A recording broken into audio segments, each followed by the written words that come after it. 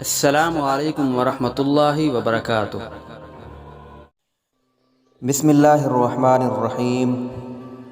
حضرت انس رضی اللہ تعالی عنہ سے روایت ہے کہ رسول اللہ صلی اللہ علیہ وآلہ وسلم نے فرمایا کہ تم میں سے کوئی شخص مومن نہیں ہو سکتا جب تک کہ اس کو اپنے ماں باپ، اپنی اولاد اور سب لوگوں سے زیادہ میری محبت نہ ہو۔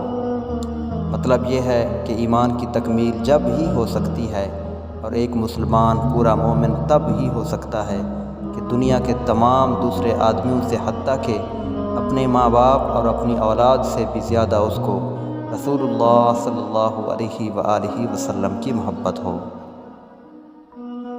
حضرت عبداللہ بن عمرو رضی اللہ تعالی عنہ سے روایت ہے کہ رسول اللہ صلی اللہ علیہ وآلہ وسلم نے فرمایا کہ تم میں سے کوئی شخص مومن نہیں ہو سکتا جب تک کہ اس کی ہوائے نفس میری لائی ہوئی ہدایت کے تابع نہ ہو جائے۔